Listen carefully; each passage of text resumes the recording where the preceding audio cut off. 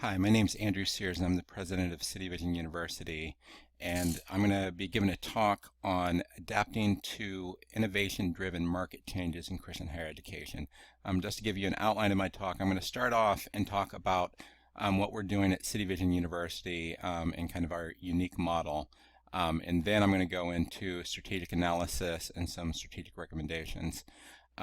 I just completed my doctoral dissertation in disruptive innovation in Christian higher education, and a lot of the resources I'm going to go through come out of that. So let me just start off and tell you a little bit about City Vision and my own personal background. I'm a third generation minister and teacher.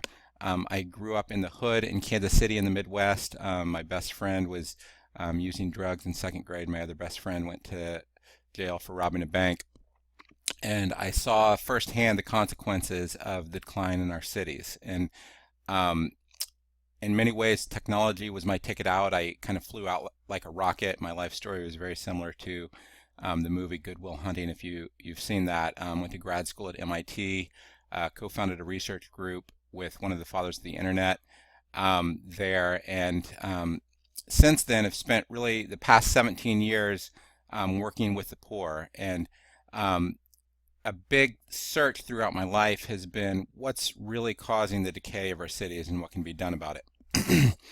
And if you look at the research, probably the most significant thing in trying to answer that question, and a book just came out recently called Our Kids by Robert Putnam that tries to answer that same question. And the primary if you had to say, what's the number one thing that's driving the decline of our cities, it's actually the decline of manufacturing, where manufacturing once provided over half the jobs, especially to men in cities. Now manufacturing, you can see, went down from almost 40% of its peak of the workforce to being less than 10% now. And a lot of that's happening from automation, and part of the challenge, and what I looked at in my doctoral dissertation, is that trend is continuing. So first it was the blue-collar jobs, now it's the white-collar jobs. There was a study that said 47% of employment in America is at risk of being automated over the next decade or two. So the question is, what do we do about that?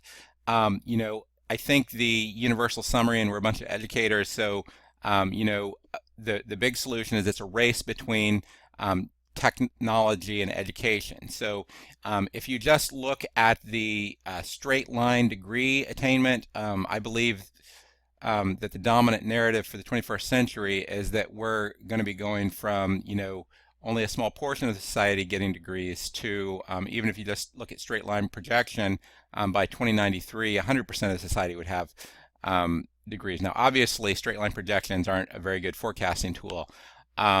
But part of what's interesting in this story is if you look at the race between technology and education, there's a book that actually had that title, and there's a question of, are we winning the race or are we losing? And it depends on which period you look at. Between 1900 and 1980, we were effectively winning the race with automation by about 1% per year, where more people were getting educated than jobs were being automated. So there's a net gain. But since 1980, there's been a dramatic slowdown in the growth of people getting college degrees, where we're actually losing the race with technology and education by about 1.5% per year. Now, the question is, how do we increase that? And that's, a lot of groups have looked at that. The Lumina Foundation's looked at that. One of the key reasons why we're not going to achieve this straight line projection and degree attainment is if you look at the breakdown of degree attainment by income quartile, the top percent and the next tier has experienced most of the growth. So from 40% to 77%, that's 37-point growth. And then from 15% to 34%, you have 19-point growth. And then you have the next tier, which is the bottom half, and that 6-point growth and 3-point growth. So over a 50-year period, you're having almost no growth. I believe that this is really where there's the disruptive innovation opportunity, and that's really where City Vision's focus is. It's in the non-traditional, and really, not even just non-traditional, but the bottom half is where we're focused, whereas traditional colleges have focused largely on the top half. Now, if you look at the straight line projections by income quartile, And obviously this again isn't going to work, but it's informative. Um, you would see by 2050, 100% of the top quartile would have a degree. By the end of the 21st century, you'd have 80% of the next quartile. But the bottom half, at the end of the 21st century, is really going to be stuck, right around 20%. So that's why I think that there's a significant opportunity here, because there's so much focus politically on this. There's a question of, who's going to provide that? Will it be government? Will it be corporations? Will Christian universities have a play in that? And if you look at, there's, what's the straight line projection if you just combine everyone?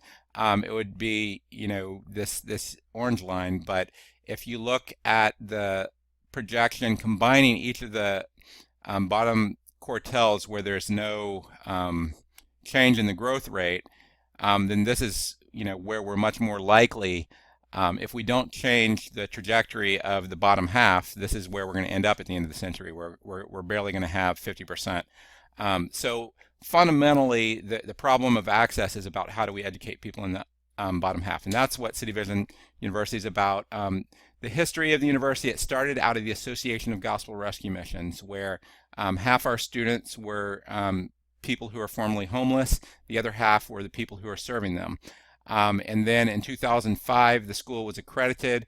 It was transferred to the nonprofit organization Tech Mission, which I'm the executive director of, in 2008.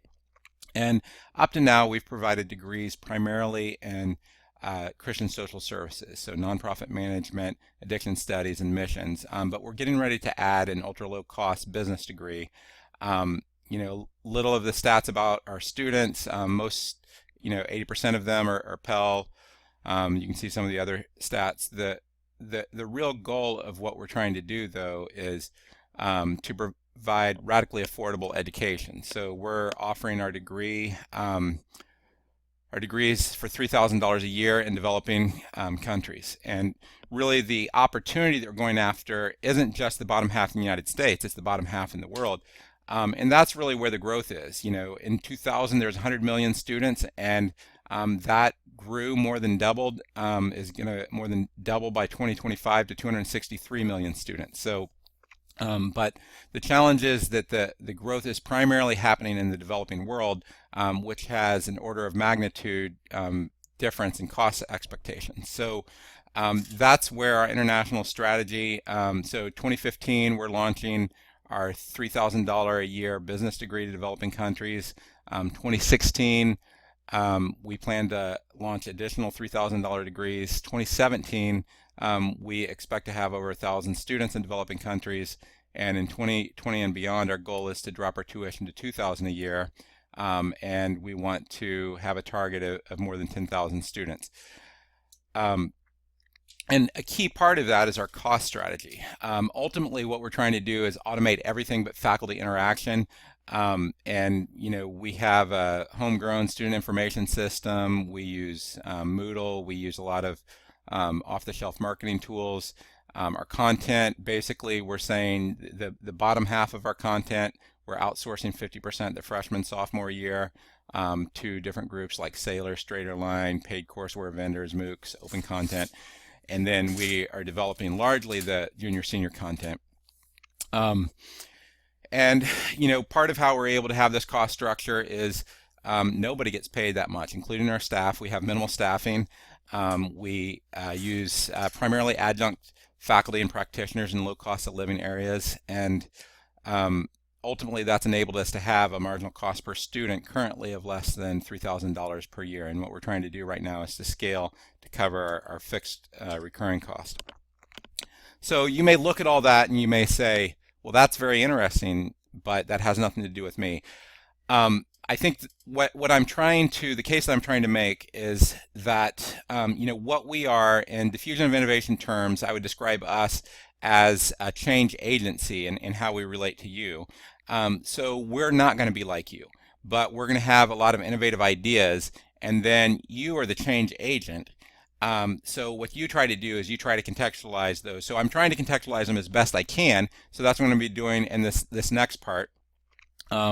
And you can figure out for yourselves what parts of this fit your institution or not, because I recognize we're serving non-traditional students. We do not fit the Christian liberal arts model. Part of what we do have, though, is we bring a unique perspective starting in that we're starting from scratch. And I think the other thing I might add is just for you to understand that in the conversations that I've been having with this, the primary person I've been bouncing my ideas off of is Evan Donovan, who's a staff member with us, and he's a graduate of Covenant College. And he tells me every day how his experience there was life-changing, and I've had many years of conversations with him about how do you retain the core strengths of Christian liberal arts education while also addressing the changes being brought by technology. So that's really what I'm trying to do in this presentation. So let me go to the next part. In the next part, I'm going to be doing some analysis. So I'm using something that's called the causal analysis framework or something like that. And the basic idea is you start with a problem. That's the tip of the iceberg. So the problem is, and the reason why we're all here, are the sustainability challenges to Christian higher education in the United States. And then you get to the causes of that. So, and what I'm going to go through really is 4 different causes: economics of online education, Christian mega universities, cultural and demographic shifts with the Supreme Court ruling that just happened. And I'm not going to focus too much on that one because I feel like you all understand that as well as anybody, an increasing cost. So I want to focus especially on the first 2 because that's where I feel like I can add the most value. Now, the economics of online education. So whenever I was at MIT, I co-founded a research group, and one of the main things we did was study the economics of the internet. And one of the unique things about the internet is that marginal cost goes to 0 with the internet. Now, I don't believe that the marginal cost of education goes to 0 because only part of the education is transmitting knowledge, and the character formation and other things can't really be done by a machine. But I think that the marginal cost is being driven down through automation. And if you look at the online marginal cost per student at scale, that's schools that have 10,000 plus, it's likely to be somewhere between 500 and 3,000 a year. So that's a dramatic shift. And then the other thing is that you have 4,000 schools in the United States that previously largely weren't competing with each other, and now they're all competing on a national market. The third thing that I think a lot of people underestimate is the fact that online education is actually a platform business. And what I mean by that is the iPhone is a platform. And if you want to sell your apps in Apple's store, you have to pay them 30% of your revenue, and that's just off the top. It's just how it works. And online education is the same thing. I would argue that Google, the web is essentially Google's platform, and if you're not paying, Google or other content providers rent to be visible, which is likely to be 20 to 30% of your revenue, then it's like saying, well, property's free in Siberia, and you're going to live in Siberia, and you're saying, why don't I have students? And the reality is that rent where there are people is a lot higher than what people are anticipating, and I'll talk more about that later. But the dominant thing on the economics of online education, and gets into my next point, is that the dominant characteristic is consolidation. So there's several factors that's driving that. As more students become online only, 13% right now are online only, then the economics of the internet plays a much more significant part. There's also the fact that for-profit institutions are getting, have had a significant share that's taking from the overall pie, 9%. So, if you look at the question of consolidation, and you look at, how the market is set up online, where the largest schools with 3,000 students or more are taking up 50% of the market, where the next tier of schools that have 1,000 to 3,000 students online is 26% of the market, and then 24% of the market is less than 1,000. Now, part of why that's interesting is this, what I have in red here below. Higher education overall, about 222 schools make up 1/3 of the market, but it only takes 20 of the largest online schools to account for 1/3 of the market. So you have a factor of 10 market consolidation happening.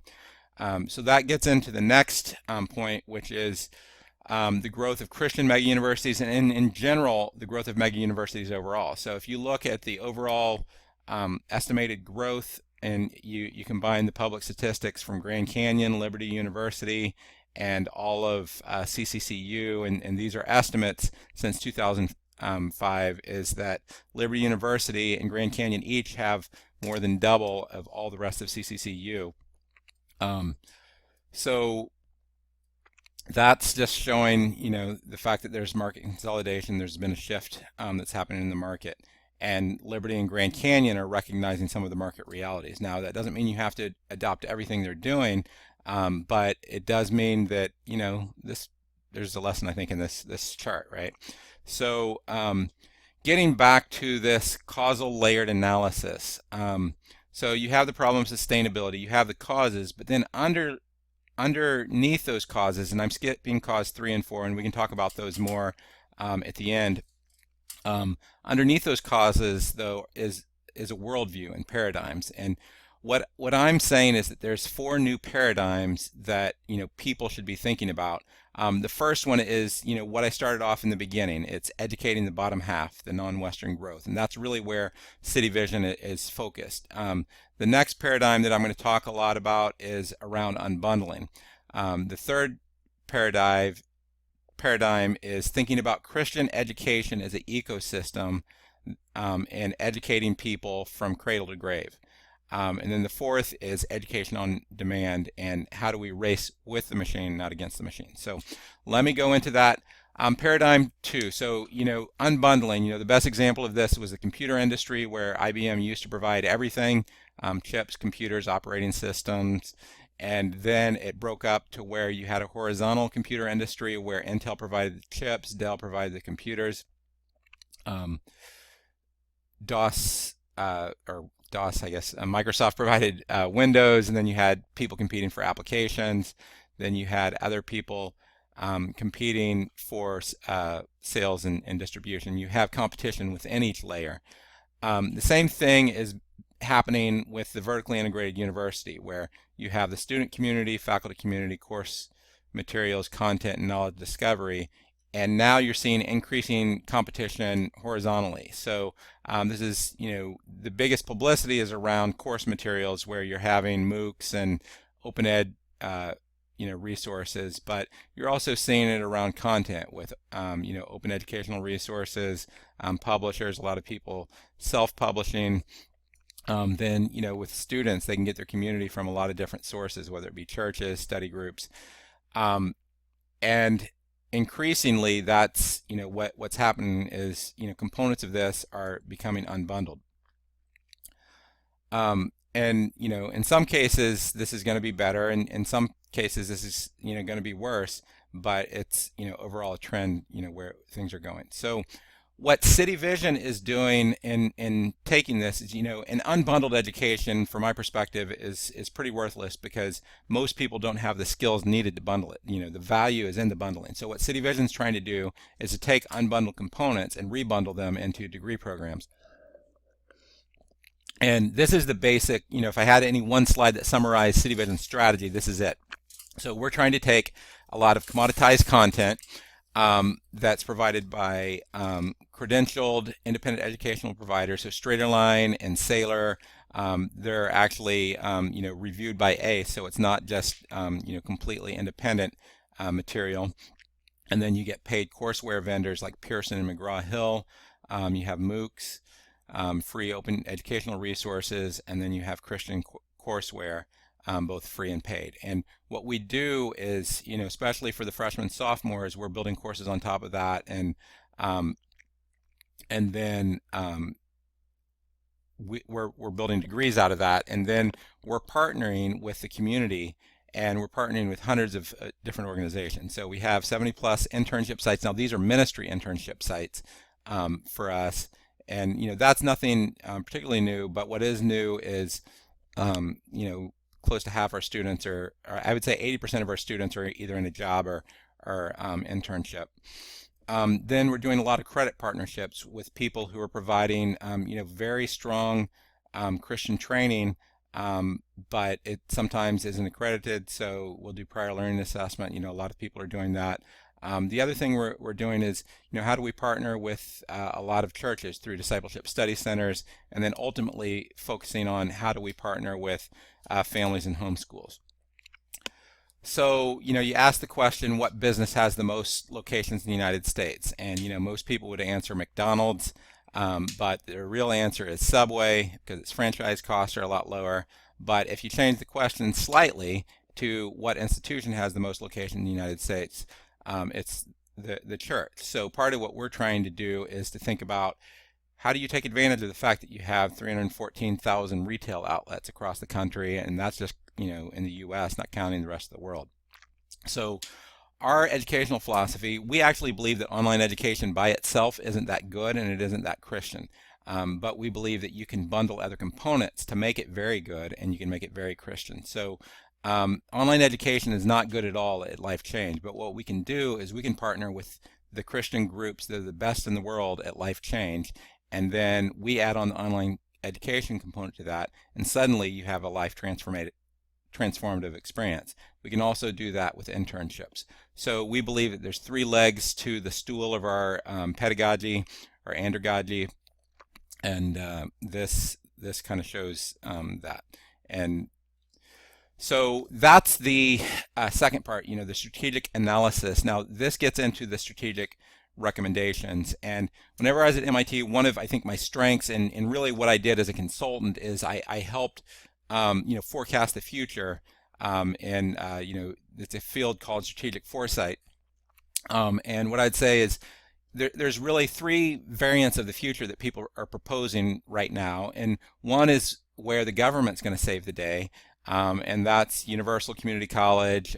Some people are calling it Obamacare for higher education. It's essentially nationalized higher education. And in a lot of countries, that's just the default. There's 21 mega universities in the world that have 1 million plus students, and increasingly you're going to see them competing on the global marketplace in the same way that Chinese state-owned enterprises are competing. But the problem with that is it increases the secularizing influence of government education. And the second option is that the corporations are going to save us. So 50% of the degrees by 2050, I believe, are likely to come from 3 or 4 tech companies that are offering free education with a small payment for the credential. The problem with that is it's going to follow the same secularizing tendency as the media conglomerate. So, Apple recently rejected an app because they didn't like its stance on sexual orientation. Now, you can imagine that happening across the curriculum, and all of a sudden you're not able to get onto these tech companies' media platforms because, you're promoting what's in the Bible. So both of those have challenges. I think the third option is to actually have Christian organizations embrace disruptive innovation and learn to build modularly.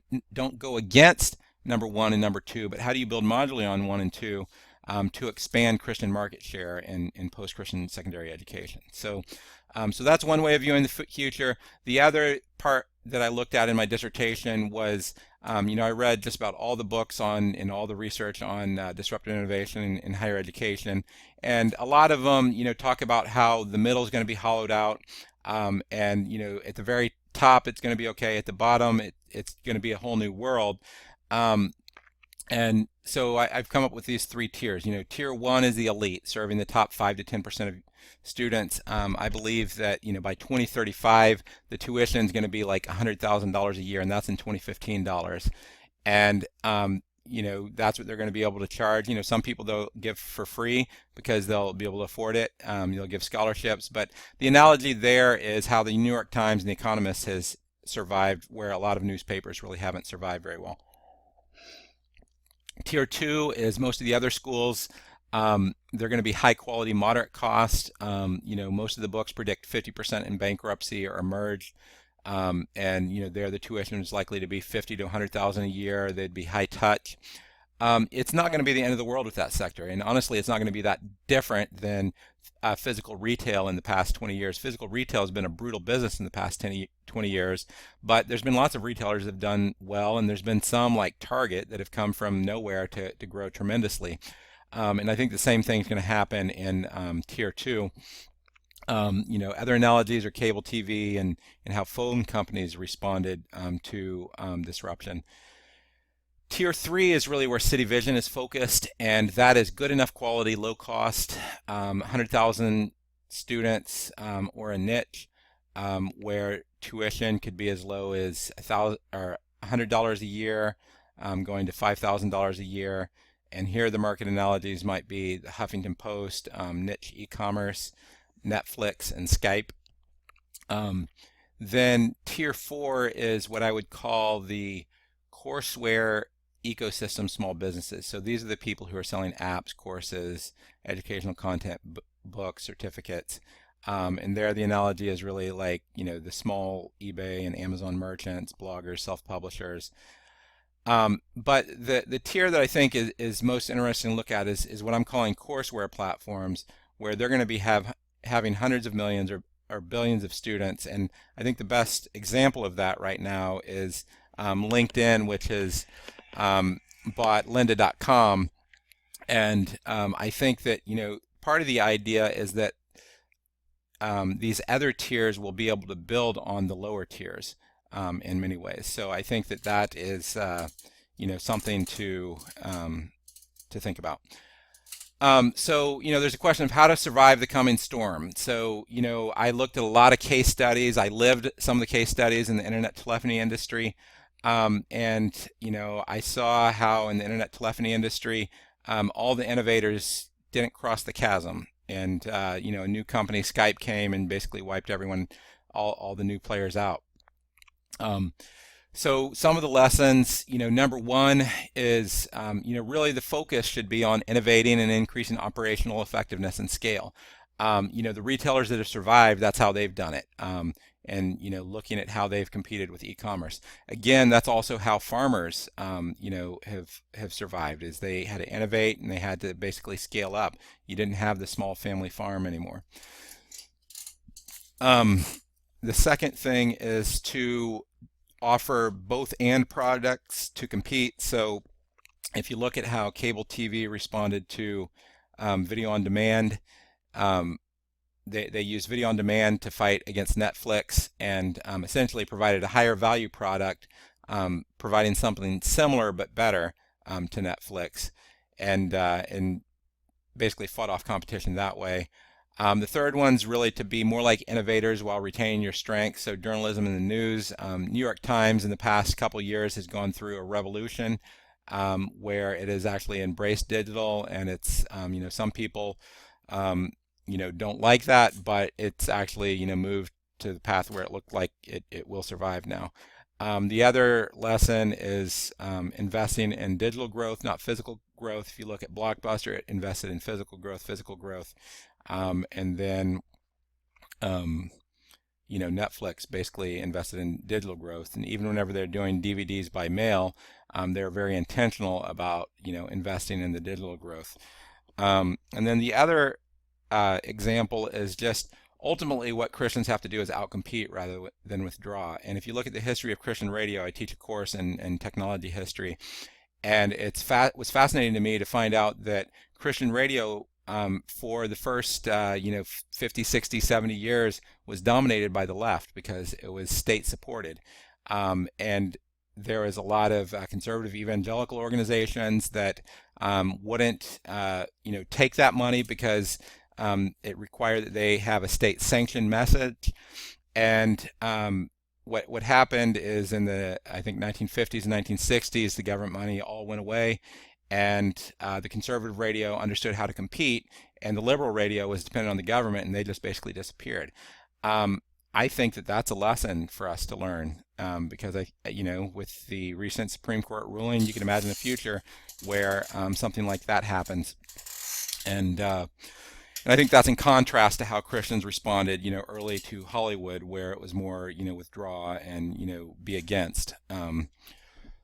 Some of the other things that I found that might be helpful, there is a paper that came out that talked about disaggregating the components of a college degree, and the unbundling. And part of what was interesting in this paper is he basically broke up everything into 4 categories: content, access to opportunities, meta content and skills, and transformation. And the dark stuff is basically, he's saying, is the most easy commoditized and automated, whereas the light stuff is the hardest. And part of why I think that's promising is for Christian higher education is that's the core competencies of Christian higher education: life transformation and meta content. So I think that that's promising. And ultimately, in the long run, I think that the paradigm we need to be thinking about is how do we view the Christian education as a cradle to grave ecosystem. And essentially, I think where we can partner with innovation is you have all this nearly free content, you embrace innovation, and Christian college has the expertise of providing life transformation. And ultimately, in the end, I think that's going to be better than the government subsidized state university, because with entitlements, government funding of state universities is going to go away in the next 20 and 30 years. So, how do we make the question we need to be thinking about is how do we make the entire Christian education ecosystem more competitive? Because I think that there's an increasing competitive advantage that Christian colleges will likely have over government subsidy. So, another question is, how do you think about strategy with that? You obviously can't automate everything, because then we wouldn't be Christians. There is no Christian robots, right? But ultimately what's happening is freshman and sophomore years are essentially getting commoditized. High school is getting commoditized. The only question is, will it be the private sector or the government that can commoditize it? You have Obama offering the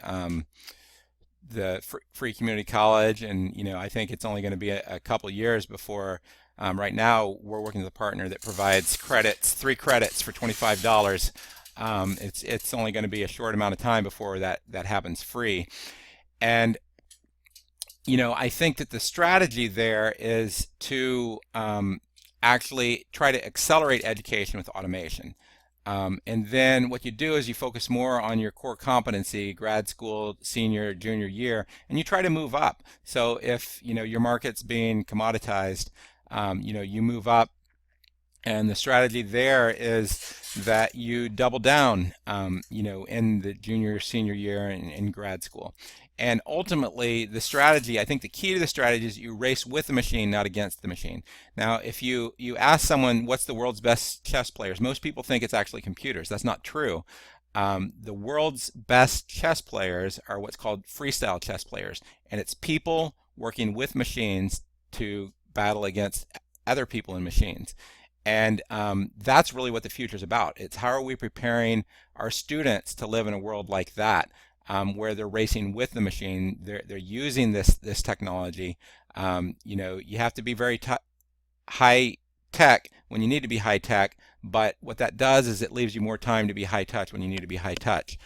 And one of the challenges is if you accelerate education for a lot of private schools, like University of New Hampshire is doing a 3-year degree, you might lose a year worth of revenue. Now that's going to bring a bigger market to you, but that's also going to be lost revenue. So I'll talk about a solution to that later. Now in the automation, the previous chart was a little bit of oversimplification. This one just makes it clear that it's a little more complicated than that. You have the vertical axis, which is the same, Bloom's taxonomy level, but then you have the horizontal axis, which is, on the left you have the objective assessments, in fields like engineering and math, and then you have the subjective assessments, which might be, more in, writing and things along those lines, and in character formation. And the idea is, to let the part that's going to be commoditized, let it be commoditized, but then focus on the part that it requires people. So paradigm 4 gets into education on demand. So essentially, the strategy is to accelerate education with automation. You expand courses on demand for the freshman sophomore option, and you provide adaptive competency-based courses. So what that does is it takes the cable company strategy, where you're doing a both and strategy. You also enable prior learning test out credit, and you're going to let people go through faster, but you don't want to just lose them. The other thing you can do also is to do dual enrollment for Christian high school students. So Bluefield College is a Christian college that's providing courses for $135 per course. And essentially what they're doing is they're recognizing, that they're commoditizing lower levels of Bloom's taxonomy, and that's Christian high school, and they're recognizing that that becomes a marketing investment for student acquisition. And I believe that's a much better investment because you're strengthening the overall Christian ecosystem rather than just giving money to Google for advertising. And then, as I mentioned before, if you get people out in 3 years, you lose a year of revenue. So what do? Some schools can afford to do that. A lot of Christian schools can't. What you do is you add value through a new fourth year. You increase the internships available. You increase the study abroad. You can have 4-year bachelor's, master's programs. That way, if they get through their freshman, sophomore year, after the first year, then you're going to have other stuff lined up for them. So some of the other recommendations, as I mentioned before, it's a platform business where you have to invest in marketing. Part of the reason why you have to get rid of the facilities expense is because it starts to get replaced by marketing expense, and that's the rent that you're essentially paying the tech ecosystems. The big thing anyone in disruptive innovation will recommend is that you create an independent skunkworks division. And that's, really following Jesus' philosophy of putting new wine in new wineskins. And you can follow, College of America's strategy. The other thing that to do is try to figure out how to cut cost, especially on the physical plant. So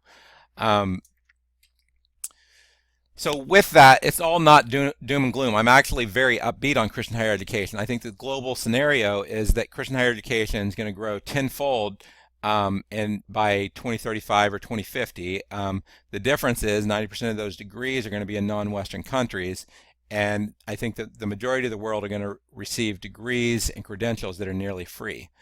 The U.S. scenario, I think, is that there's going to be a loss of government subsidies in public higher education, and that means that many state schools aren't going to be able to compete in a competitive market. So that means that Christian schools are going to have an increase in market share relative to public higher education.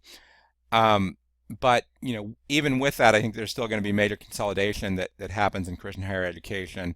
But where the loss is going to happen is from these new tech platforms like LinkedIn, Google, Amazon, Microsoft, as they commoditize more and more of the education. And ultimately, I think that you're going to see something like 70% of Americans receive a degree, but most of the growth is going to be coming from the low-cost providers. So the summary, the key takeaways. So number one is that access to higher education is the dominant story for the 21st century. Number two is that economics and technology are driving consolidation. Number three is that the best strategy is to create a skunkworks, but a lot of organizations politically just aren't going to be able to do that.